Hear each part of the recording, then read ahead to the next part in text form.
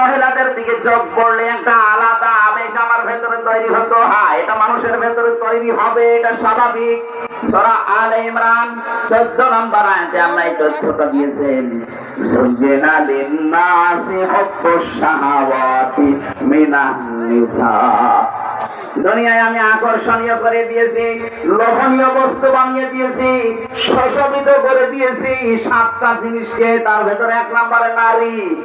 আমাদের যিনি আদি পিতা হযরতে আদম আলাইহিস সালাম, হযরতে আদম আলাইহিস সালাম পর্যন্ত হযরতে হাওয়াকে দেখার পরে প্রথম দিন তিনি তাকিয়েছেন এবং ধরতে গিয়েছিলেন। আল্লাহ পাক বলেছিলেন, না আদম, তাকানো যাবে না, ধরাও যাবে না। এটা নিষিদ্ধ জিনিসের প্রতি মানুষের আকর্ষণ, এটা কিন্তু সেই প্রথম দিক থেকে। ও আমাকে এইভাবে লিখেছিল যে কয়েকদিন দেখি মাঝে মাঝে যারই পরে চোখ আর নিজের বোর ছাড়া ওটা আরো সুন্দর মনে হয়। এটা শয়তান জাল হিসাবে ব্যবহার করে আপনাকে ধোঁকা দেয় এই চোখকে। আমি খালি ওই 2টা কথা মনে করতাম যে আমার লজ্জার স্থানকে হেফাজত করা লাগবে আর চোখকে ন্যূনতম করা লাগবে। এই পদ্ধতি অনুসরণ করে দেখলাম না, ওদিকে আর মন যাচ্ছে না।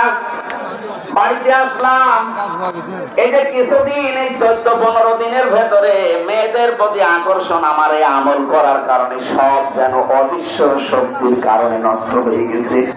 বাড়িতে এসে স্ত্রীকে নাম করে ডাক দিলেন ঈশা।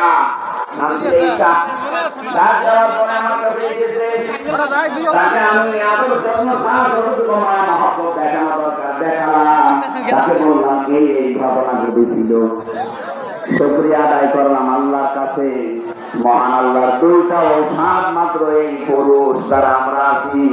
এরপরে নারীদের কথা দিয়েছেন, ওয়াকুল্লুল মুমিনাতি ইয়াগুদুনা মিন আবসারিহিন্না ওয়া ইয়াহফাযুনা